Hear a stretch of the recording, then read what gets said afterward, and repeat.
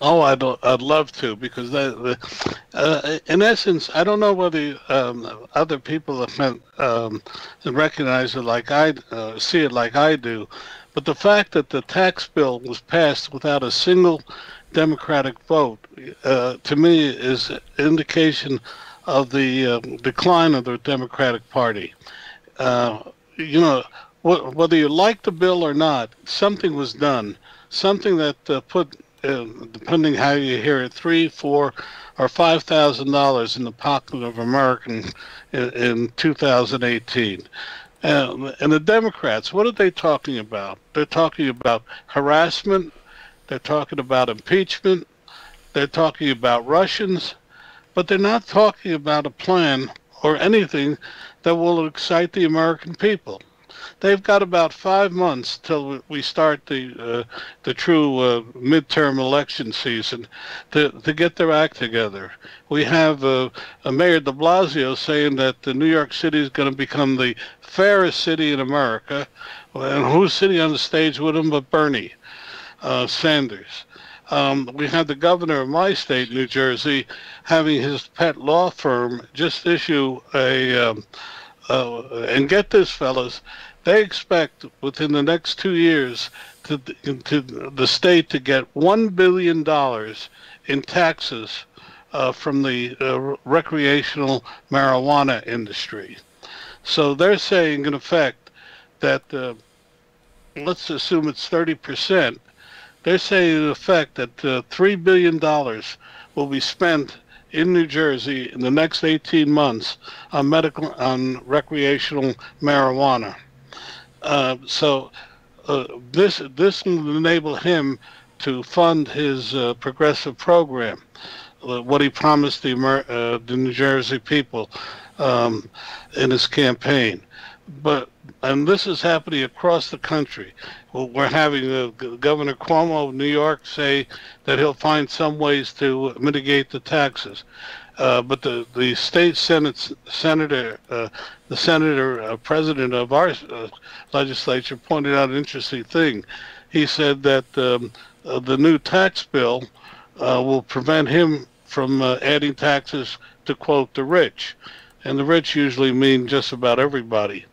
So the Democrats have a really difficult road ahead. They're also going to have a difficult road in foreign policy. I don't know about you, but you know, Donald Trump hit the boogeyman. He said people said there would be a catastrophe if we moved the U.S. embassy to Jerusalem. Well, he hasn't moved them, but he said he was going to do it. And you know what? The sky hasn't fallen.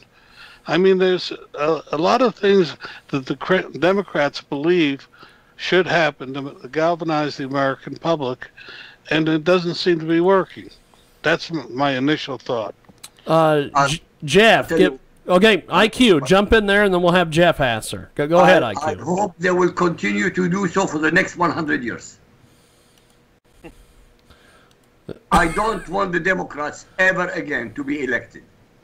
They're a bunch of idiots, do good, do nothing.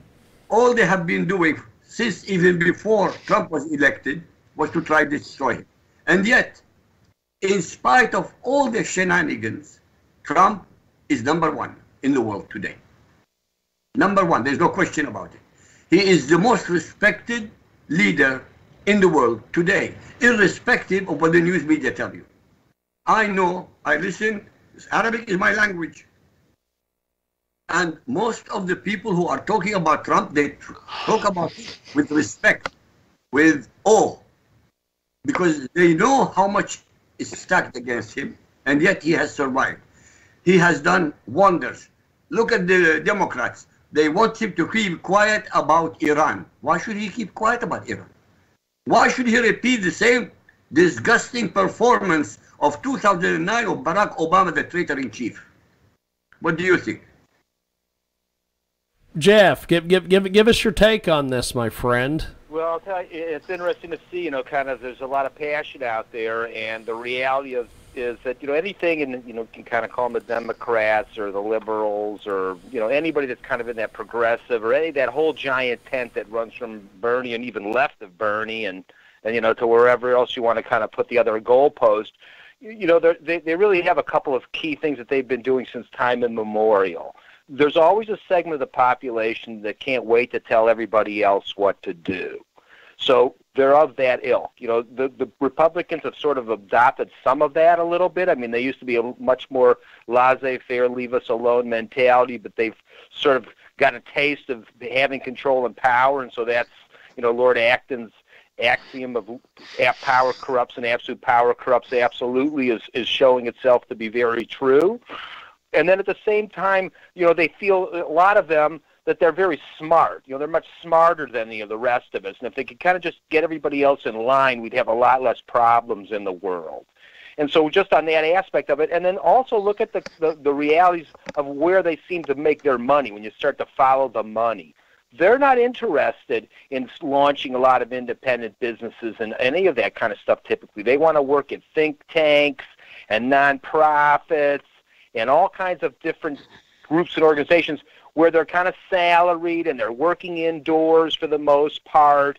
And, to justify what they're doing, they need to continue to pass rules and regulations. So if we pass a very simple law, the next thing you know is the regulators, okay, the law is great. What do we do today, kids? Hey, I know. Why don't we talk about how tall the desk is? And maybe tomorrow we'll talk about how bright the lights are. And the whole thing spins out of control. And so it really does, when you're saying about what Trump's doing, there's some good and there's some bad for sure, but the best thing that he's done is gone in there and broken up this log jam that I'm describing, because they're scrambling for who's going to survive. When this was about to occur in Washington, who I heard was quaking in their boots were a lot of the restaurateurs, because if Trump came in and that would be the end of all of these lobbyists, where are they all going to go eat?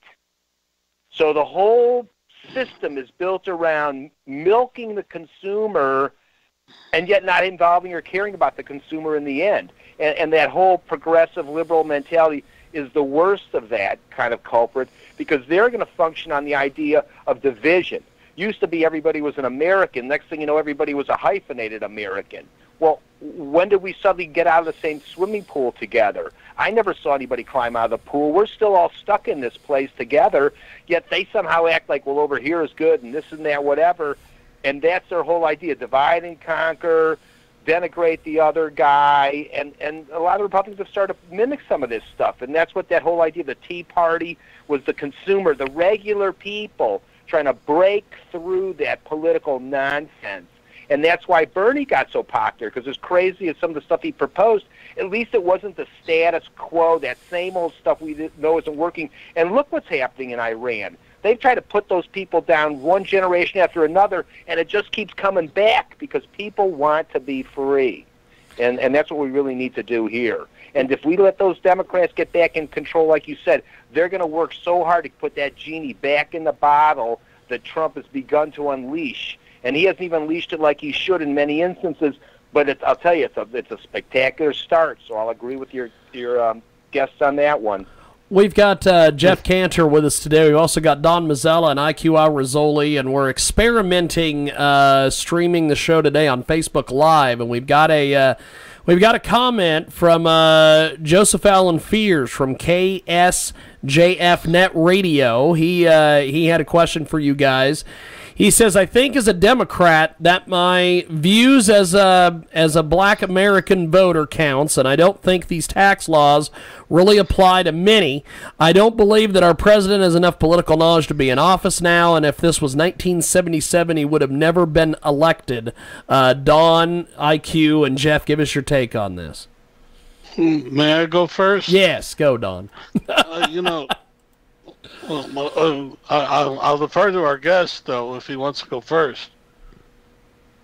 No, go ahead, Don. Jump in there. Okay. Go ahead, I'm deferring to you. 1977, let's see, that would be the first year of President Carter's administration. And we all know what happened there. But it's an interesting point. I've seen a survey, and you know I take every survey I see with a grain of salt, that shows that President Trump amongst blacks is more popular today than when he took office. This survey was done the first 2 weeks in December.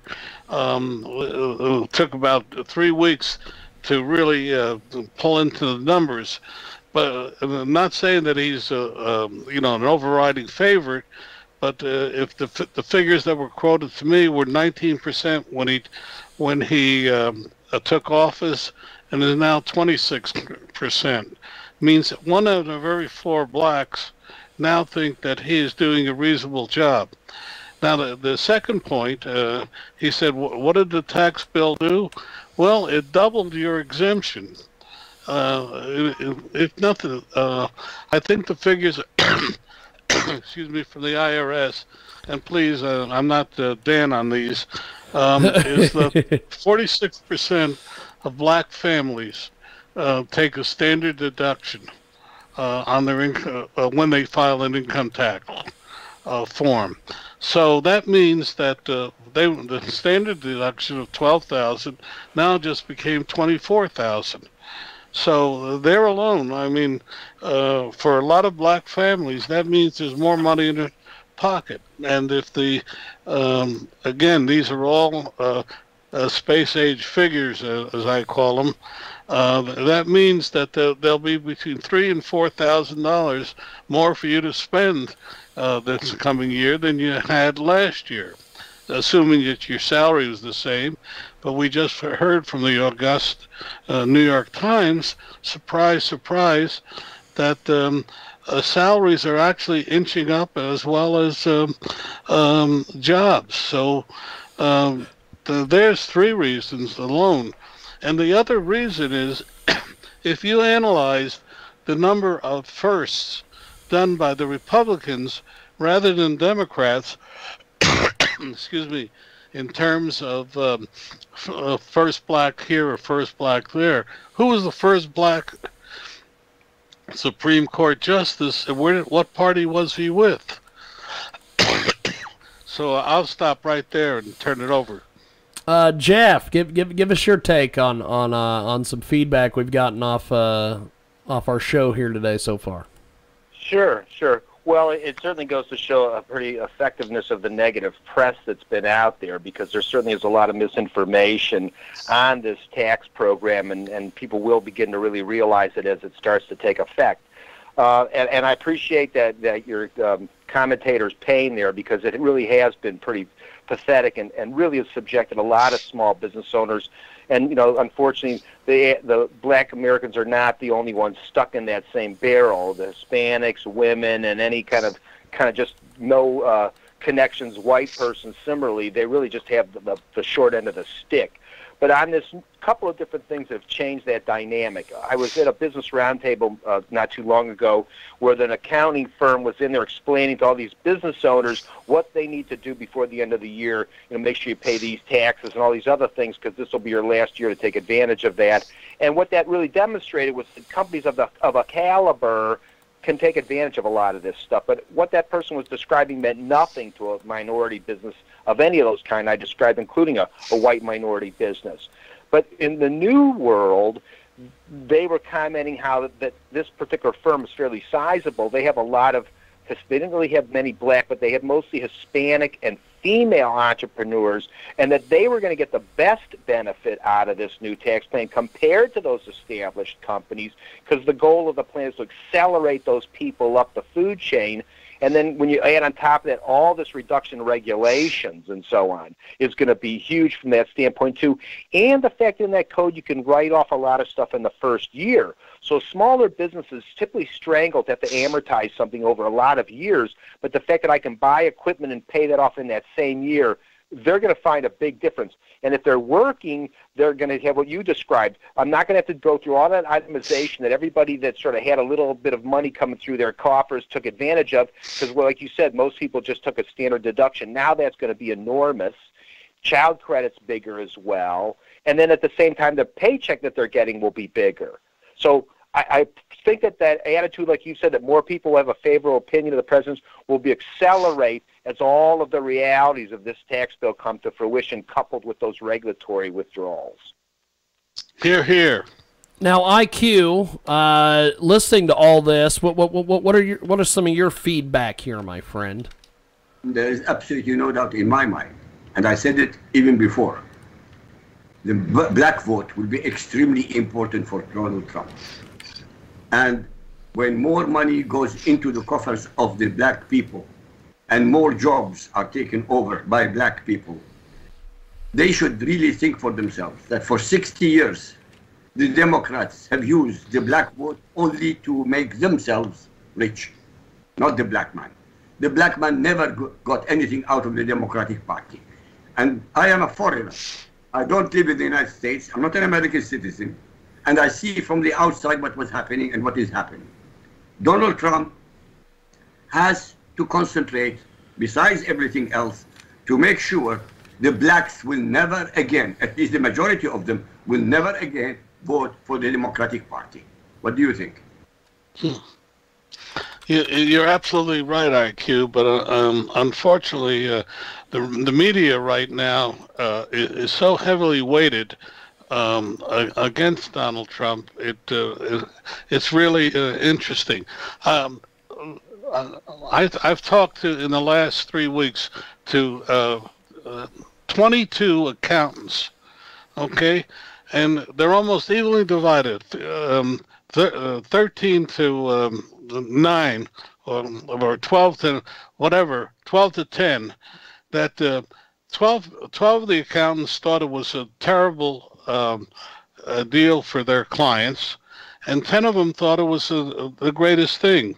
But the interesting about it was that the people that thought the tax was good for small business actually had small business clients and were outside of the New York, the Northeast, Illinois, and California triangle.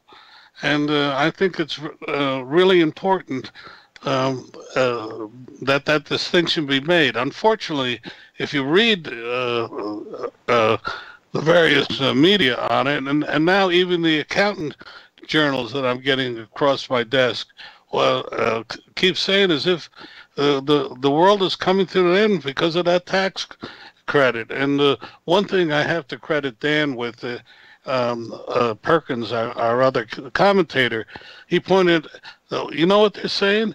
That it's going to be a $1 trillion deficit. Yet President Obama ran up $1 trillion deficits each year, and they're only saying over 10 years, if at all. So, you know, it's just a fascinating experience watching this. And in some ways, I'm ashamed of the media because they're not doing a good job. Don, the media, they are corrupt. You know, and I know, and most Americans, I think, get to know it. And you know what? I don't think all Americans or the majority of Americans are stupid. They are waking up. It takes time. Like Europe is waking up to the danger of Islam. Like Donald Trump has woken up to the danger of Islam, to such an extent that he is now accused Pakistan of aiding and abetting the Muslims who destroy Americans in Afghanistan. People are not stupid. People will wake up. It doesn't matter how much the New York Times bull craps. It doesn't matter how many times they do that. Sooner or later, there is a point of no return. They will not trust them again, ever. And I'm looking for that. Only 11% of the American public trust the media, according to the Pew study. Well, that should be enough to negate what the media is doing about Trump. Mm-hmm. That really negates it. So we will wait for the next few months, between now and next 6 months, how much money will be in the pockets of Americans. And the more money in the pockets of Americans, the more they will support Trump. It's all a matter of economics. It's the money. Agreed. Totally agree. We've got IQL Rizzoli. We have our good friend Don Mazzella, and of course Jeff Cantor joining us today here on our big broadcast. We're doing a little bit of an experiment today, also streaming the program out on Facebook Live as well. Another topic that Don wanted to cover today is the gradual recognition of changes being done in Washington to Trump cabinet appointees. Give us your take on this, Don, because this is a very interesting topic. I know a lot of folks out there on our stations and Facebook, I'm sure, are very interested about this. Give us your take, my friend. Well, I just saw another comment come across my computer. It's Tuesdays at 5 o'clock Eastern Time is a time when a lot of stories are released, but the one coming across is the fact that, gee, in the EPA, there's a mass exodus of employees from the department, and that it was accelerated in December when they were encouraged to leave by various inducements, and it's happening. And as they leave, they're blasting the EPA administrator for, quote, having a toxic effect upon the workplace. What a sad commentary. But while the media has been concentrating on President Trump, his cabinet secretaries, which, by the way, if you there is someone is doing a book about it already, is probably one of the most effective and the smartest cabinets assembled in the last 50 years or more. And in fact, this scholar is comparing it to the Eisenhower cabinet, which was amongst the, if you go through that list, was a who's who of people who knew what they were doing. And I point out only one thing. Do you realize that the national highway system under President Eisenhower, which he started, came in under budget, under the projected budget when it was finished in 1962? Show me a building program today that comes in under budget. But the point I'm trying to make is that there is a major reshuffling going on, and there was a wonderful cartoon that appeared in the New York Post on, I guess it was Saturday. It shows a picture of President Trump cutting a chain between a cannonball and the U.S. economy. And I think that summarized the situation beautifully. I think he is cutting the regulations. He is cutting a lot of dead wood, and more importantly, he's waking up people within within these departments who were stunted by the various factions which emphasize rules rather than getting things done. I'll stop there. Jeff, your take on this? Well, yeah, it's very true. I mean, you have to kind of think of motivation. Let's kind of cut to the real core of everything. What would Trump's motivation and any of the rest of those cabinet people be to be where they are today? Didn't the bulk of them already have a lot of money? So most people try to get into government because they want power and money. Well, they already kind of had the money, and they could have either retired or continued in their happy lifestyles, and yet they waded into this quagmire, and you knew they were going to get beat up verbally and every other which way. And then secondarily, if they then therefore went into it for the power, why are they devolving all the power away from their hands back to the people? So their actions totally belay what they're really trying to do there, in spite of anything the media tries to portray. And as you described before, look at how few people follow the media. That was the brilliance of him using Twitter. No other candidate was using social media like he did. Everybody was trying to, cozy up to the media, curry favor with them, and Trump was like, oh, the heck with them. They're all fake. And if I keep saying it's fake long enough, it starts to stick. And the only ones that didn't get that label were the ones that tried to be more frank and honest and balanced about it, which was like Fox, not to play favorites to them, but as an example that what gave them their successes is they didn't try to pick one side and beat up on it all the time where everybody realized it was fake. And look at concurrently the growth of all the alternative media that's on the internet against all of that. And then our last point to show you the effectiveness of this, I've got connections within the EU, and those countries are quaking in their boots because money and people and businesses are leaving those countries and coming to the United States. And the EU is maybe suggesting that they should sue us under treaties that we're not allowed to lower our taxes. So that sucking sound that Ross Perot described, yeah, that's coming back our way all of a sudden. If the wave is coming back, the ocean went out and the wave is coming back. But this time it's coming back as a tsunami. So it's going to be pretty interesting these next couple of years. Agreed 100%. I live in Europe, and you are absolutely right. The elite of Europe are at the end of their tether. Not only from Donald Trump, but also from the internal rising anger among the people who have been completely marginalized and allowed Muslims to invade Europe. We've got IQ Al Rizzoli. We have our good friend Don Mazzella, and of course Jeff Cantor joins us today here on our big broadcast, coast to coast, border to border, iHeartRadio, AM/FM, 247.com, tune in, iTunes, Radio Loyalty. And as we wrap up here with everybody, I want to start with IQ. How do we get a hold of you online, my friend? Just Google my name.